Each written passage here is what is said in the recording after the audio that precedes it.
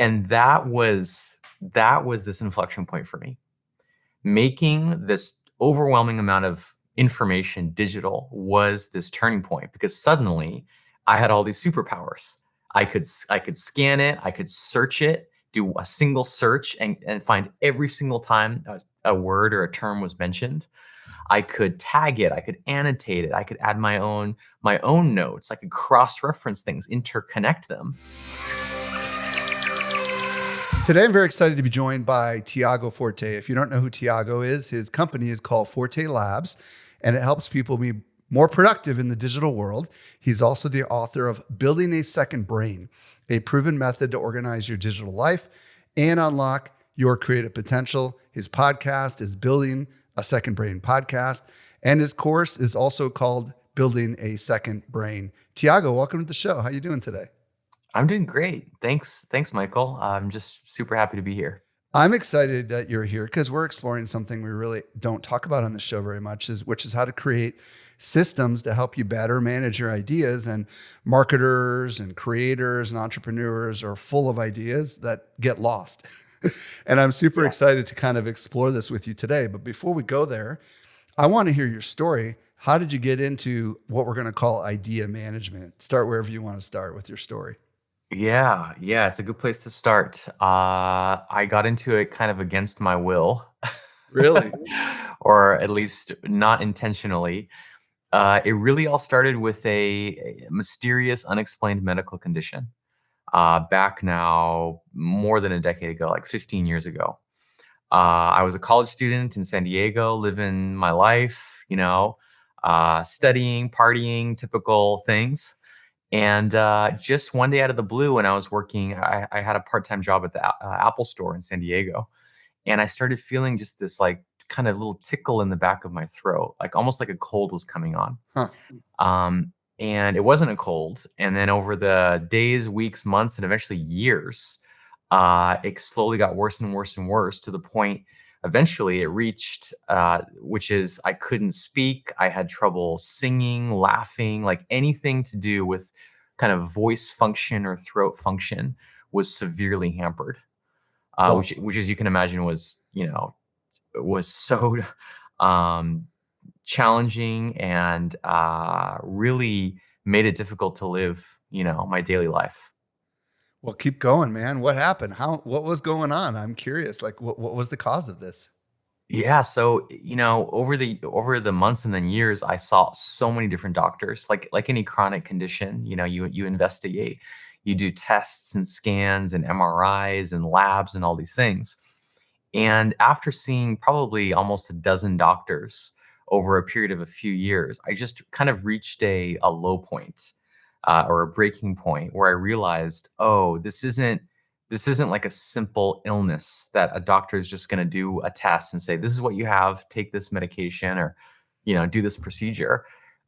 It was a chronic condition, and it was a functional condition, is what I eventually learned.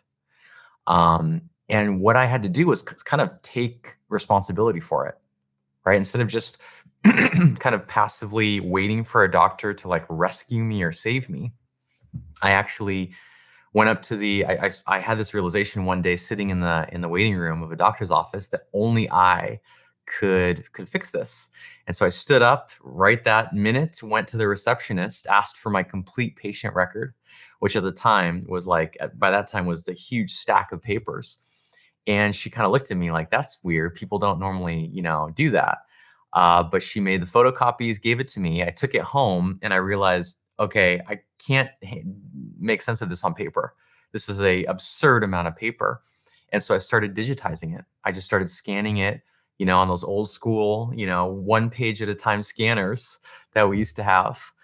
And that was this inflection point for me. Making this overwhelming amount of information digital was this turning point, because suddenly I had all these superpowers. I could scan it, I could search it, do a single search and find every single time a word or a term was mentioned. I could tag it, I could annotate it, I could add my own notes, I could cross-reference things, interconnect them. And what I discovered through doing those things was something that no doctor ever identified for me, which is that there was a small set of changes that I could make, like lifestyle changes, simple things, how I slept, what I ate, my self-care, my exercise, things like meditation, Mhm. that by making these relatively small changes, I could basically resolve my symptoms. And that's what you did. And that's what I did. It's like these simple digital note-taking methods gave me the breakthrough that I was looking for when many thousands of dollars and the world's best doctors could not. That dichotomy was a light bulb moment for me. So how did that ultimately lead to you deciding to go ahead and write a book and kind of create a movement almost out of this thing? Yeah, it was so even after that, it was such a long journey. I just thought, oh, this is just some random thing that happened to me. But then over the ensuing, I think it was a decade from that first experience to when I first thought of this as a business or as a career, I started using kind of the same approach and the same tools everywhere. First, I used them for my studies. And I went from a pretty mediocre, barely getting by college student to graduating with honors with almost straight A's. And then I thought, interesting. I then used it to apply for the Peace Corps, which is, for anyone who doesn't know, a U.S. government program that sends volunteers abroad to teach English, which is what I was doing, or do other kinds of service. And I basically applied to the Peace Corps, was successful, and went and served abroad, all using, like, the way I managed that was using the same tools and the same approach. And I thought, Then I came back to the US and I used that same tool, that same approach and those same tools to get my first professional job, which was in consulting. And then I used it to start a blog and start creating content and then to start a business.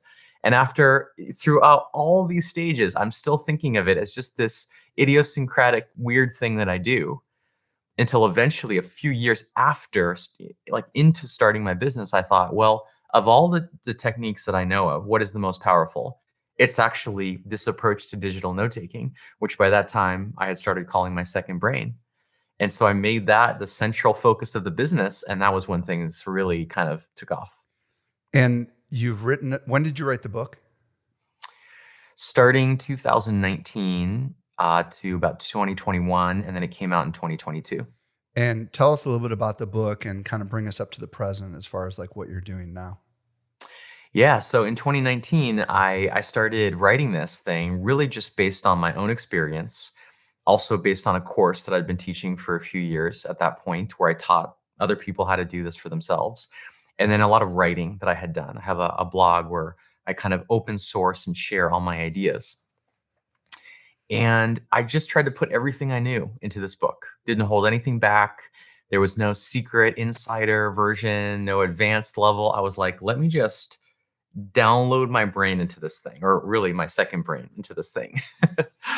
And I did. And to be honest, even as I was writing this book, I still thought it would be this super niche thing for maybe a few hundred or a few thousand uber nerds like me. And what I've continuously discovered since then, it's now been a couple of years, is that it's not a tiny, narrow niche. It is actually kind of a universal part of, I would say, business and just life these days, which is this just overwhelming, crushing amount of information that we all have to not just like consume, but actually make sense of and understand and then use as knowledge workers. So tell us about you've got so you obviously did well with the book. I don't know how many copies you sold, but I'm sure it was way more than you thought. You went on to start a podcast, or did the podcast come before the book and then ultimately the course? Is that kind of the order of things? Let's see. The course came first. Then I think the first season of the podcast came before the book. And then I think the second season came after. So all these things are sort of happening around the same time, but all feeding off each other. So what exactly does Forte Labs do today? What do you do for people? Yeah, so we're really an education company. Education is the central focus of what we do. Now, the form that education takes depends on a lot of things. We like to be super multimedia, multi-channel, podcast, YouTube, courses, books, as we've talked about. We also like to have some that are self-paced, some courses. We also do live programs. We have a membership community, a membership-based community. One big part of my journey has been really kind of coming to understand how differently our first brains work, right? Our biological minds, this is the whole neurodiversity kind of movement. People's brains work utterly differently. So if you have a message or you have content that you want to convey and train people on, you really need to translate it across multiple formats. Well, this topic for me is so fascinating because, well, actually, I'll let you answer first of all why managing ideas is so important, and then I'll explain why it's so fascinating from my perspective. But for those that are listening right now, they might feel like they've got a decent way of managing their ideas, but maybe instinctively they know there's incredible room for improvement. So, what do you want to say to those that are maybe skeptical about why having some sort of a system, if you will, for managing your ideas is so important? Yeah. This is something, excuse me. This is something I'm really passionate about. We're not taught to do this.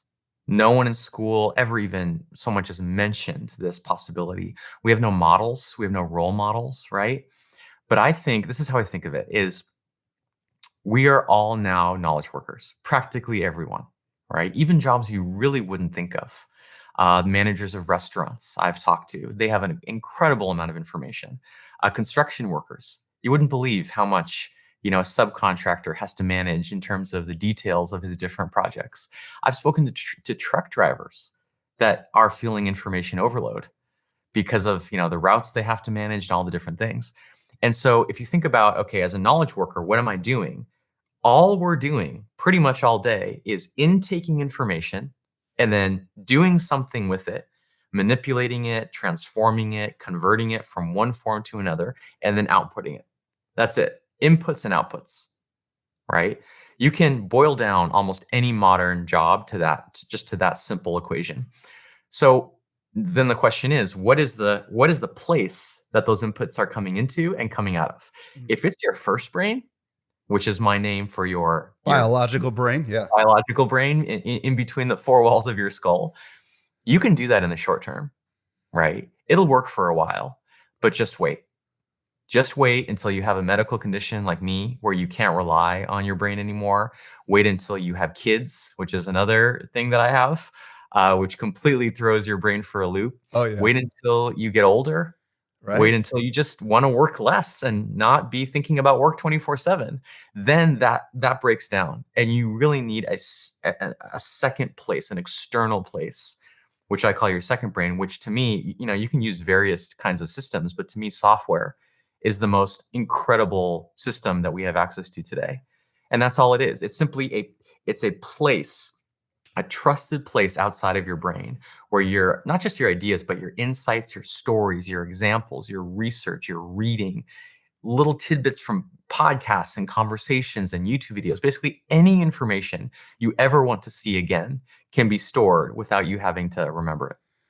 What I love about what we're talking about here is for those of us that are in the marketing world or creators like podcasters and bloggers, or even obviously marketers who are managing a lot of different tasks, we're often focused very much on what's in front of us. Mhm. And we often forget what happened behind us. And that results in a lot of loss, right? Like I forgot the lessons from what happened in the past, what worked and what didn't, because I don't have an easy way to recall them. And we also often don't have a great way for us to deposit our ideas when they come to us.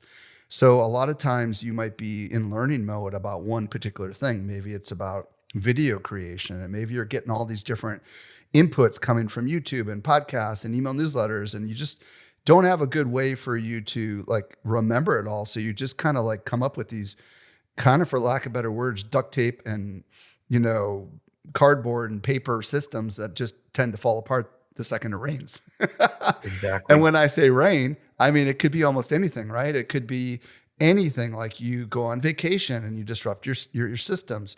You move, you disrupt your systems. You go to a conference, you disrupt your systems. I mean, like, this is why I think what we're talking about here is absolutely so important. Would you agree? Oh my gosh. Yeah. There's so many ways for life to throw you a curveball, Right. right?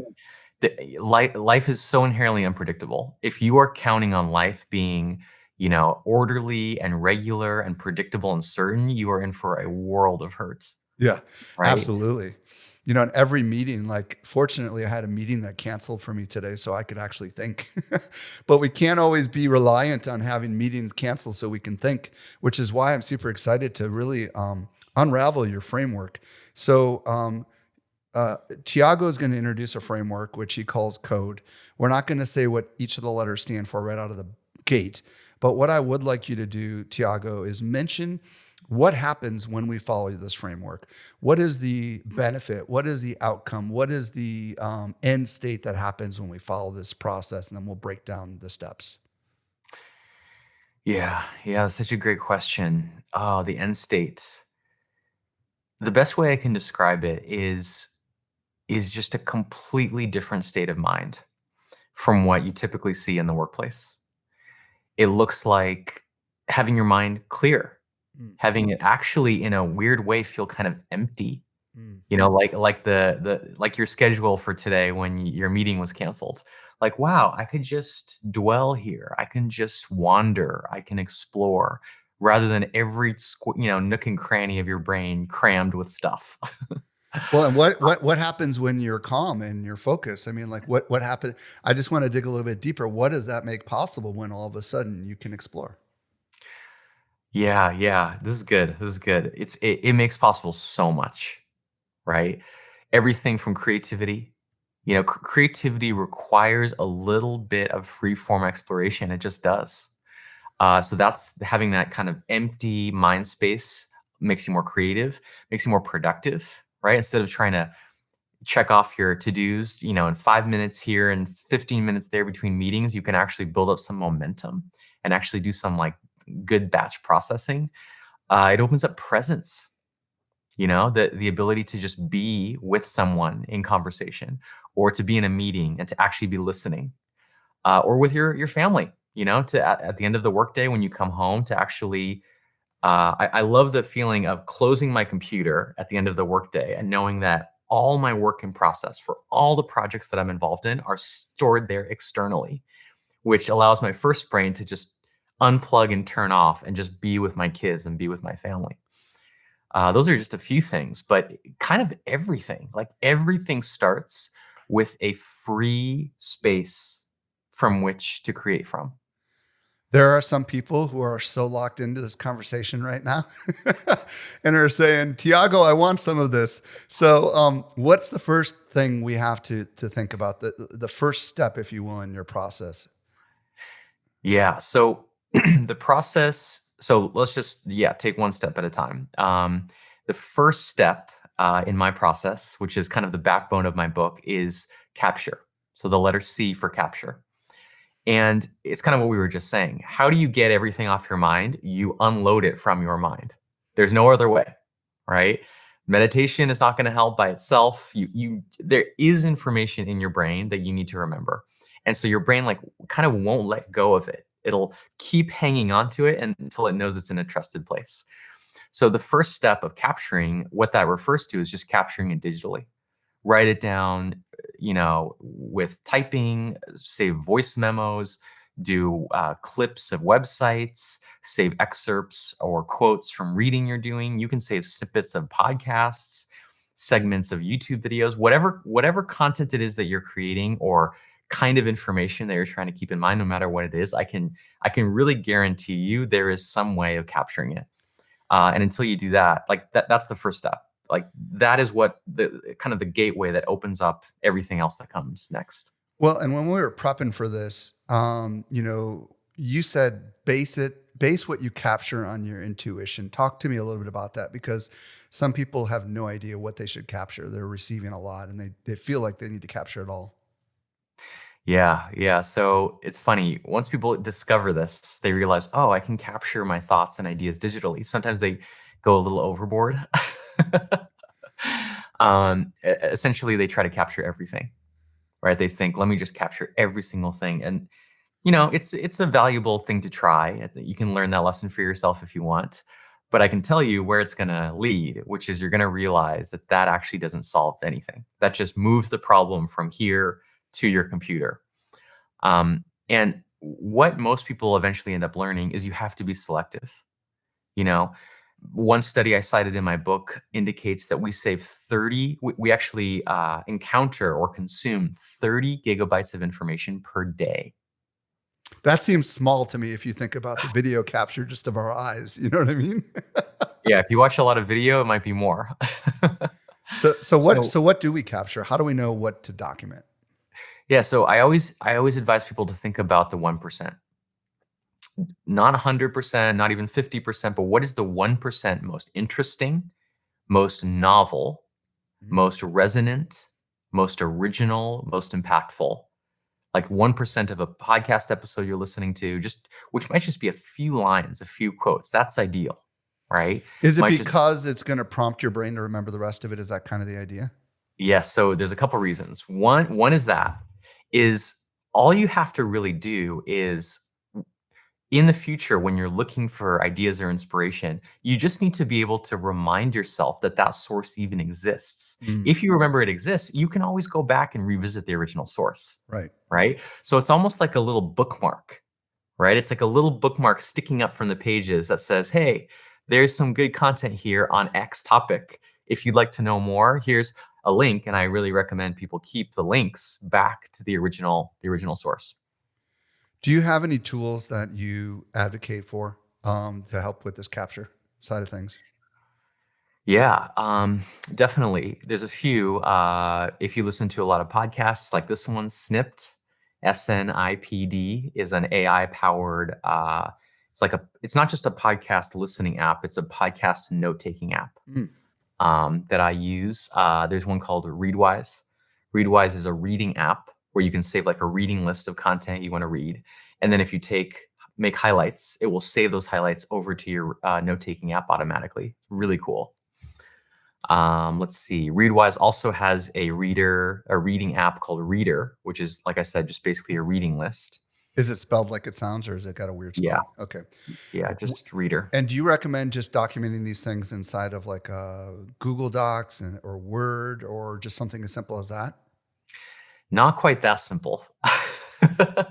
So this was part of my journey. Is my second brain has lived on several different platforms over the years. At first, it was paper. That clearly didn't work, so I went to Microsoft Word. I was a college student, so that's the only Right. software that I knew.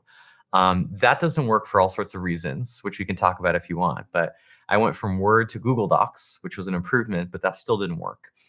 The real turning point for me was discovering digital note-taking apps. This is like a specific category of apps, right? So Word and Google Docs are word processors. Word processing is great if you're trying to like write a blog post or an essay or an article, but it really doesn't work for second brain stuff. I would really look at Notes apps, which can be as simple as Apple Notes or Google Keep. It can be something like Microsoft OneNote. It can be Notion, Evernote, Obsidian, Simple Note. There's dozens of different options, but I would really recommend that specific category. Got it. So it's a category called digital note taking apps. And if you search for that, you're going to find a bazillion different apps. Very, Yep. very fascinating. Okay. So we've covered the C in CODE, which is the first step, which is capturing the 1%, the important novel stuff from your brain into some sort of a system so that you can come back to it later. This is the foundation, it sounds like, but there's more to it. So what is the next step? Yeah. So once you've been capturing for a while, you'll feel a sense of relief. Okay, I'm not trying to hold this in mind. But then very soon afterwards, you run into a new problem, which is, oh crap, I'm saving now tons of stuff. What do I do with it? What's the next step? How do I for most people, it's an impulse to organize it or to structure it or to create categories. And that's the O. That's the second letter.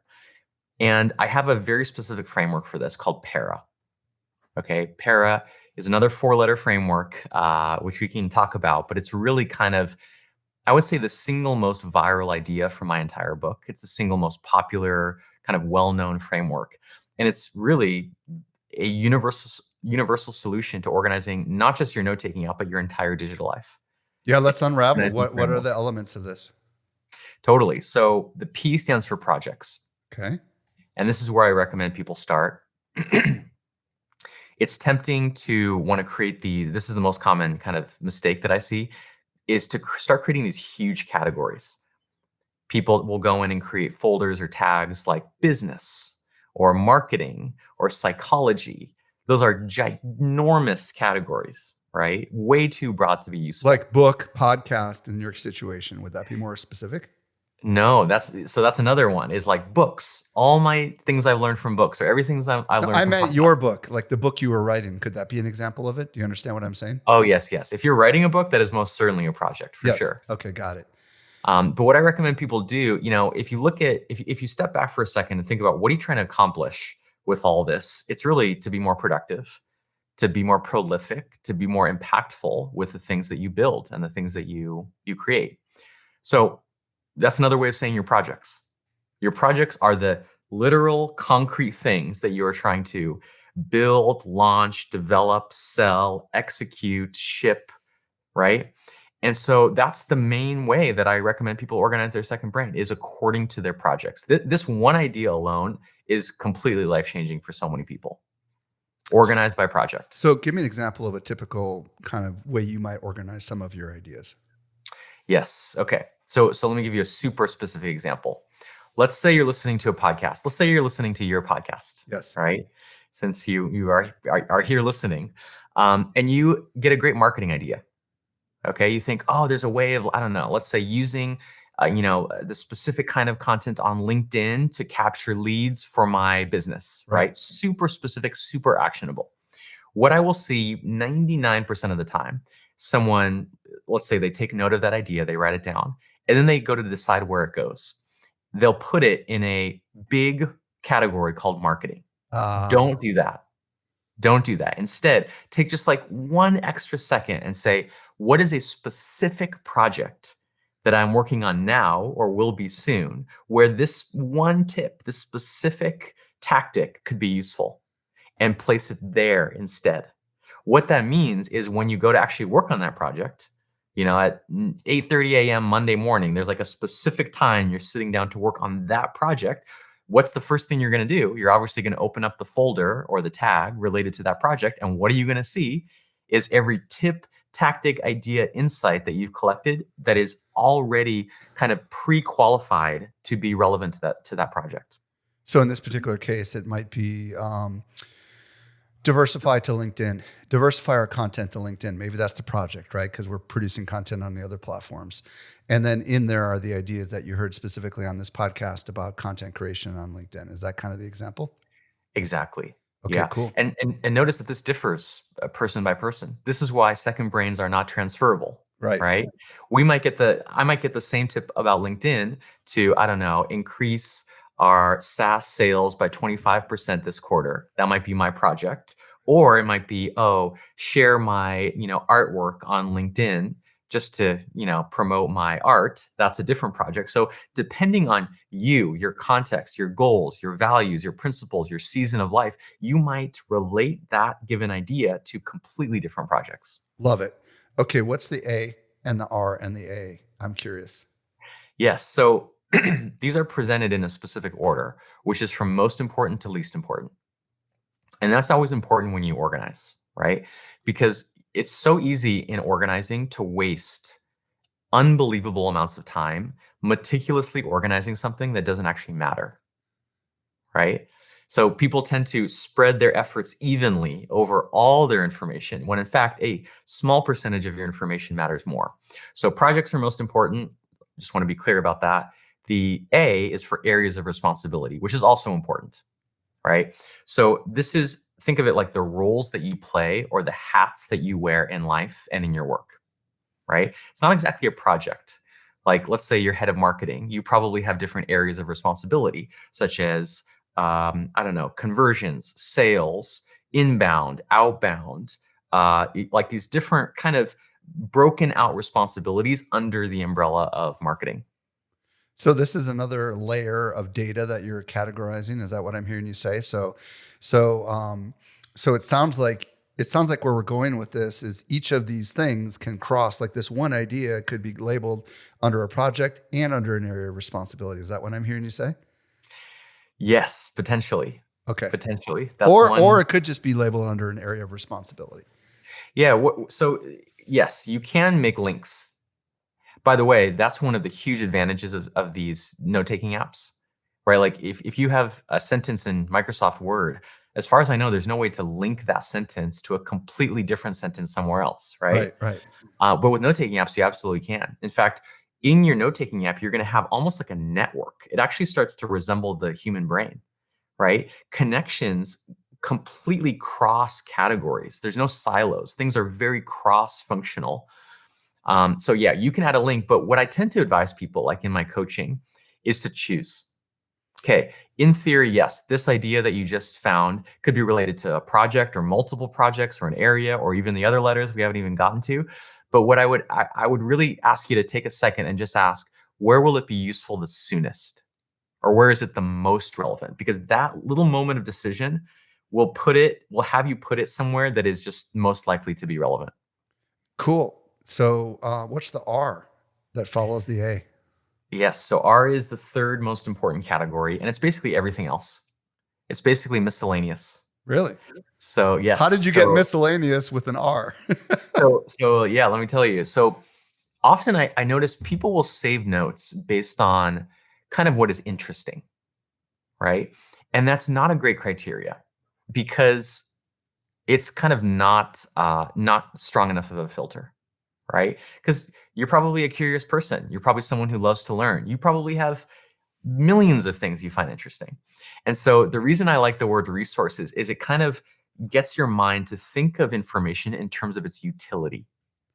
Got it. What is the practical utility of this information? Like, is it a resource? Can I legitimately say this is a practical resource, not just something I found interesting? So everything from topics you're learning about, classes you're taking, curiosities that you're exploring, passions you have, interests you have, all that stuff that is not as important as your projects and areas. Let's be clear, not as immediately actionable, but that is still kind of worth keeping. I love this. So, projects is the P, A is areas of responsibility, R is resources, which is kind of everything else. Now, I'm curious about what the final A is. Yeah, so the A is, I would say, the least important category, but in some ways also pivotal, which is the archives. Ah, okay. The archives. So think about it this way. As you capture information over a long period of time, right? Like this isn't just your second brain isn't just for one month or one quarter. This is like years that you're developing this. Information goes out of date. Something that people often don't fully realize. Information has a shelf life, right? It becomes irrelevant. Your, detailed notes on a meeting with a client that you had 5 years ago, I'm sorry, is probably never going to be relevant in the future, right? Now, in the digital world, that doesn't mean you delete it, right? With digital, we can keep essentially everything. We never have to delete anything. But it's crucial that that most likely irrelevant information is kind of in cold storage. It's out of sight, out of mind. It's not somewhere basically that's going to distract you and interfere with your day-to-day work. And that's how I think of the archives as like the deep freezer in the garage where you put say a side of meat that you only want to see in like 6 months. You stick it in there so it's safe, but you don't have to come across it every day in your fridge. I have a visual in my head of a funnel with PARA and three different levels. And at the top is projects, Mhm. which is 50% of the funnel. And then underneath it is a thinner slice that says areas of responsibility, which is separate from projects. Mhm. And then underneath that is a tinier sliver called resources, which obviously points to all sorts of other funnels. And then at the bottom is this relatively large area, right, which is archives. And it's kind of like rooms in a house, right? Like, so I think of archives as the basement, if you live in an area where you have a basement, or the storage closet or the garage, right? Where you put old boxes of stuff that you don't know what to do with. Is that kind of how it works? I mean, it sounds like, Exactly. yeah, Exactly. What you just described is a triangle. It's a pyramid, there you go. Yeah. which is actually a core idea from like information architecture, information science. It's actually integral to the way our mind works. We have a visual hierarchy that we use, right? There's always relatively few things, that's the top of the pyramid, that you can pay attention to, just a few. But then there's a base of the pyramid, which is a lot of other things that you kind of want underground, in the background, at the periphery, that you don't want to have to pay too much attention to. Absolutely. So what should the top of the triangle be? Should it be the projects, or is that typically the smaller area? Is that To me, it should be projects. yeah? Yeah. And what I typically see is that projects is the smallest because that's really just your currently active projects right now. As soon as a project is finished or goes dormant, it moves to the archives, Right. So the right? archives is the really big section down It's below. usually probably, I would guess, 50 to 60% of all the information in my second brain is in the archives. Wow. Yeah. Okay, so backing up the train a little bit, the very first step in your process called code, just in case anybody's getting lost, is capture. And this is where we document what is in our brain and we get it captured into some sort of a note taking app. Then the O is where we organize it, right? And within the O is this para sub framework that we've been talking about, right? Projects, areas of responsibility, resources, and archives. Bringing it back to code, we're now moving to the D, which is the third step in your process. So what is that D? Yes. So D stands for distill. Distill. And this is always the step I say is the least known, is the least understood. Mm. And therefore is usually the missing piece in most people's information, systems. So we've captured, we've organized, but now it's time to actually take action, right? You've done Right. all the preparatory work, which was not easy. You captured and documented, you organized. It's like now you're like a sprinter at the starting line. You are ready to kind of spring forward with your very best ideas. Here's the problem. It's too much. Even if you've been very selective, even if you just saved the 1%, like I advise, it's still too much. Too You have, much, too much what? Too much to do anything with it? Is that what you mean? yeah, Like it's overwhelming? yeah, yeah. Even say one folder for one project, if you open it up, it will be too much. Like if you think about the bandwidth of your brain is actually so limited. Think about a phone number. It's actually hard for the human brain to remember a 10-digit phone number, Unless it's a song, like eight right? six seven five three zero nine, right? And Yes. that doesn't even have an area code. Yeah, it's true. It's kind of like our attention is like a little Yeah, narrow gap in a door that we can see. right. And so, I mean, even a single note. Often I'll read a book and come away with 2,000 or 3,000 words worth of excerpts that I've saved from that book. That's way too much to hold in mind, right?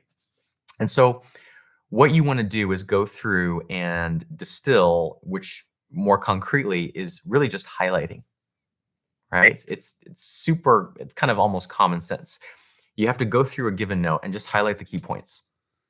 It could be the key points, key takeaways, key lessons, or the most interesting points, the most unique points. It's almost like even within a single note, you have to summarize it just so it's small enough that you can actually just work with it and move it around. Well, this is interesting because a lot of people will write down their notes somehow, some way, but they won't highlight it or they won't summarize kind of the salient points. So, do you recommend doing this after you've already documented this or in the process in line as you're documenting your ideas? You can do it both ways. Sometimes in the capture stage, when you're first writing down a note, you already know what the main points are. It's kind of like immediately apparent. In which case, go for it. Like right there in the moment, just bold or highlight or underline, or it depends on which software you use. Because some software doesn't have a highlighting feature or doesn't have rich text, so you have to kind of choose which method. But in other cases, it's not clear, right? Like if you're reading a book and you come away with 1, 2, 3,000 words worth of notes, you might have to actually take some time to go through and almost process it, like thoughtfully compare the different ideas to decide what the main points are. And that's why we have the second stage. So it's almost like a plan B. If you didn't identify the takeaways back in the beginning, the distill stage is coming up and you'll have a second chance to do that.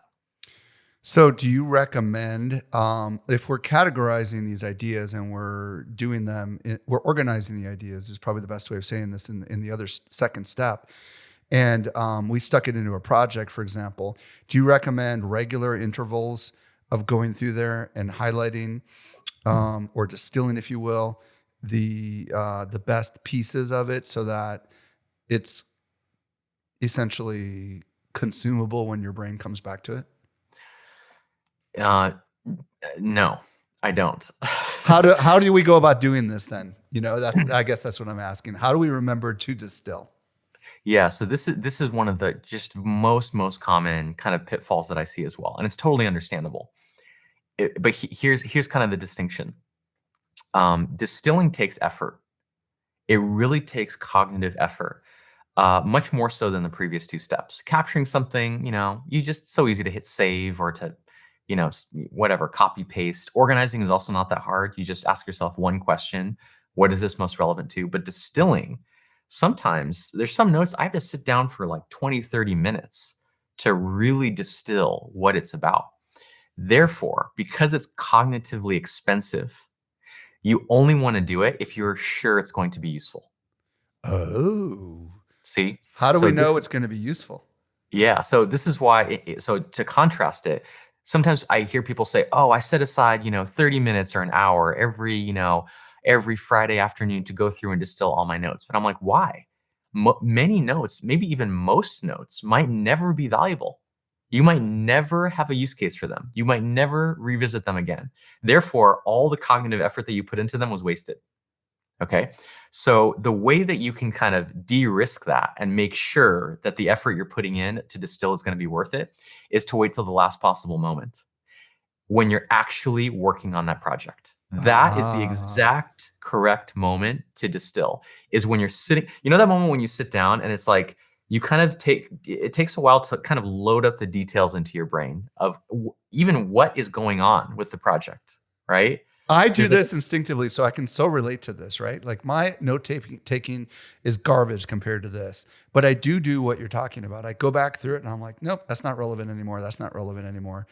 And in my brain, I should have archived it, but this section is relevant. I may need to go back and revisit what was said, right? And distill it because totally, because I'm about to start something important, right? totally.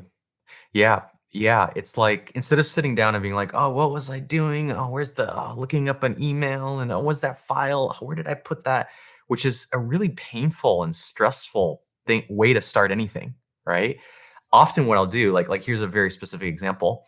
I'm working with a consultant right now to personalize our email marketing, right? It's a project, very clear goal, very clear outcome. But it's also not something I inherently enjoy that much. It's very technical. It's like you have to, get this data that you have about them and insert it at this one place. It's like very complicated.